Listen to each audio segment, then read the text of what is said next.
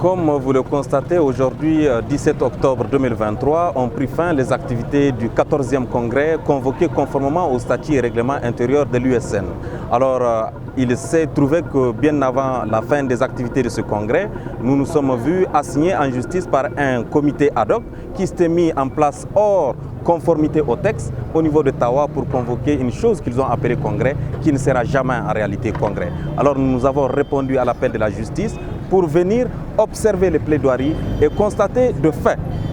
l'inégalité, l'illégitimité de ce qui a été fait à Tawa pour que désormais nous puissions compter dans nos États à ce que la justice puisse être,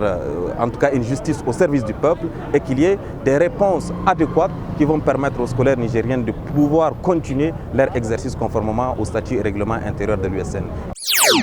Vous n'êtes pas sans savoir, depuis un temps, le CD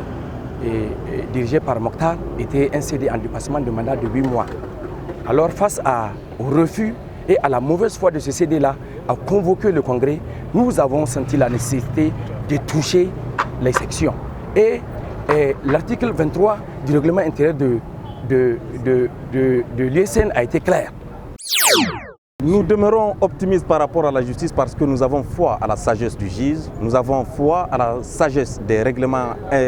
qui existent dans notre État, nous avons foi à l'État de droit et nous estimons qu'au regard du statut et règlement intérieur de l'USN, précisément l'article 23 qui parle de la convocation de l'USN, la manière par laquelle le congrès statutaire de l'USN peut être convoqué, nous estimons que le droit sera dit à partir de demain et que nous espérons en tout cas que le juge puisse faire usage de sa sagesse et qu'il ordonne à ce que les activités du comité directeur issu du 14e congrès statutaire de l'USN puissent continuer comme il le faut, comme cela est dit dans nos textes. Alors, si aujourd'hui on ne respecte pas les textes de notre organisation, ce qui est très inquiétant, c'est-à-dire que le jour où nous aurons à respecter une constitution, certainement et inévitablement, nous allons la violer.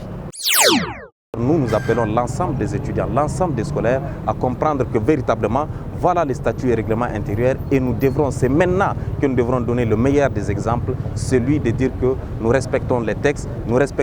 que nous nous sommes nous-mêmes donnés. Lorsque nous donnons des textes et que nous ne sommes pas en mesure de les respecter, c'est alors décevant, c'est alors assez grave. Alors nous appelons ceux-là qui ne sont pas des scolaires à vraiment se retirer carrément de la gestion des scolaires et permettre aux scolaires nigériens de pouvoir gérer leur organisation conformément au texte, c'est là conformément à l'article 23 qui stipule exactement que les 2/3 peuvent intimer l'ordre à un comité directeur de pouvoir convoquer le congrès statutaire de l'USN. Nulle part dans les textes de l'USN, il n'a été prévu une convocation du